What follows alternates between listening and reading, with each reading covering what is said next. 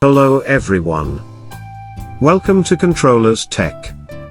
Today, in this video, we will see how to use Mutex in a very simple way.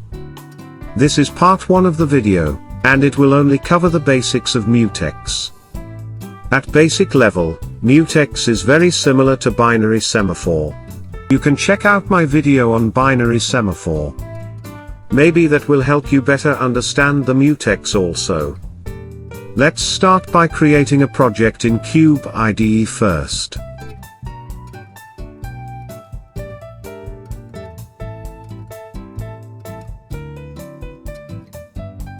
Type the name for the project, and click Finish.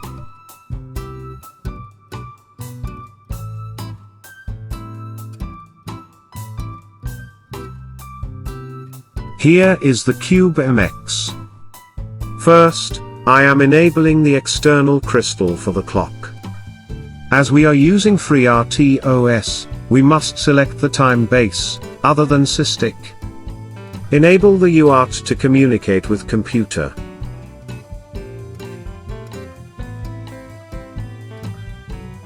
Enable the FreeRTOS version 1.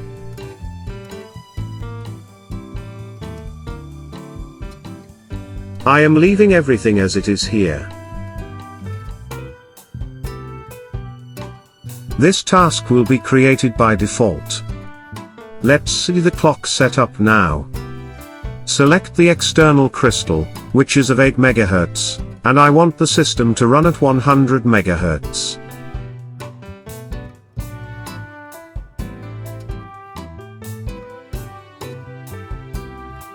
Click Save to generate the code.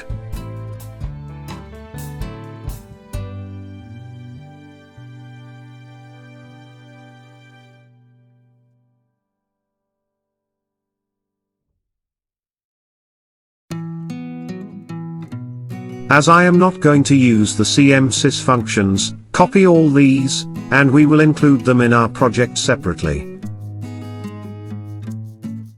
Other than these, we also need string.h file.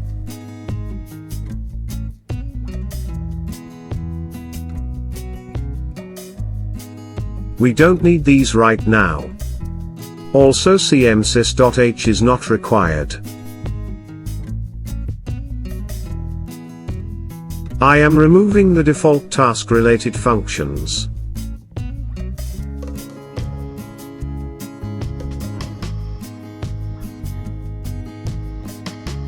Let's begin now.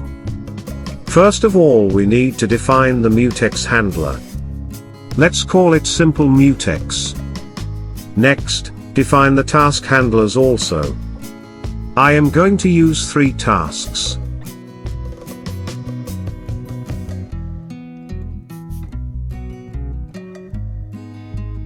Next, the functions where the task code will be written.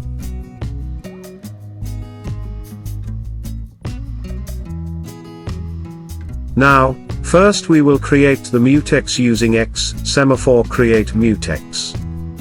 If the mutex was created successfully, it will return any value other than null. And in that case, we will print this string. Now we will create the tasks. XTaskCreate takes the following parameters. Task code, where the task code is written. Name of the task, stack size, parameter, priority, and the handler.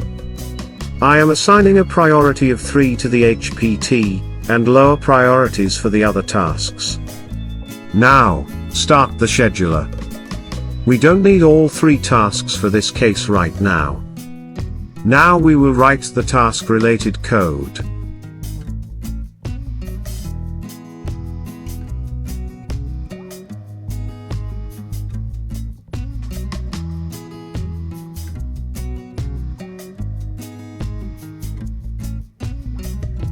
This string will be printed when the control enters the HPT task.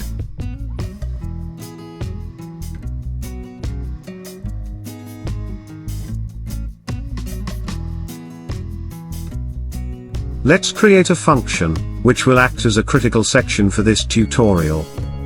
That's why, before performing any operations, we need to take the mutex first, using X semaphore take function, whose parameters are the handler of the semaphore, or mutex, and the time for which the function will wait, in case the mutex is not available. Once the mutex is acquired, the string will be sent to the UART. And then we will release the mutex. Let's add a delay of 2 seconds here, so that we can better understand the blocking part. We will send this string to the UART.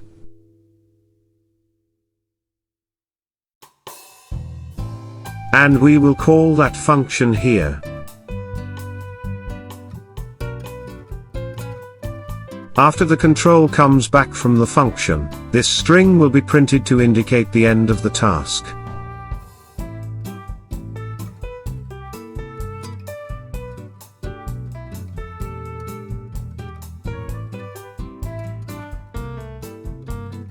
And finally, this task will suspend for 1500 milliseconds. Same code is written for the medium priority task also. Just some minor changes.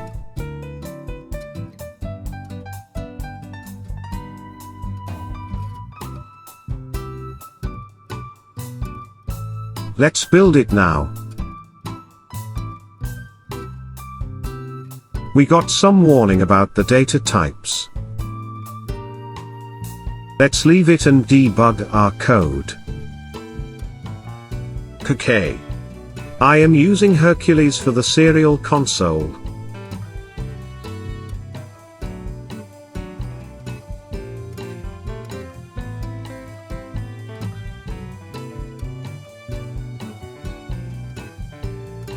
Let's set the breakpoints at these locations. This is to check the flow of the control.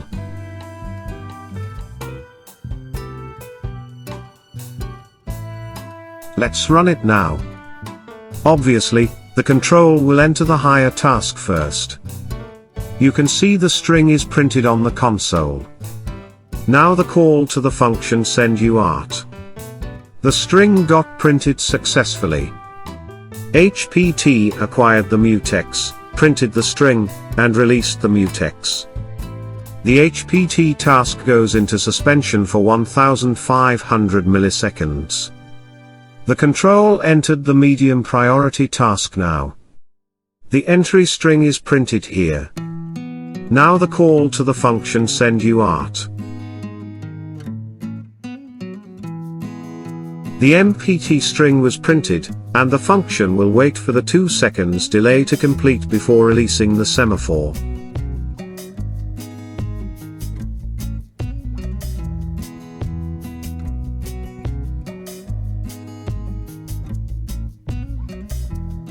By then, the HPT task will wake up, and preempt the MPT. It will print the entry string.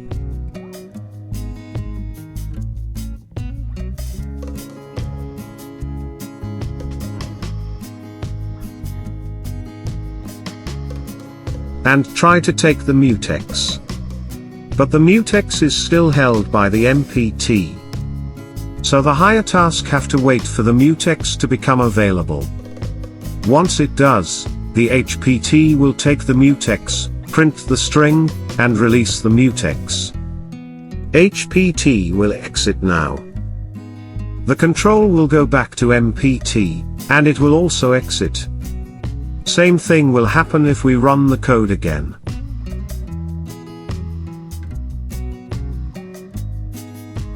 And this cycle will continue, if we let it run freely. This is how mutex works.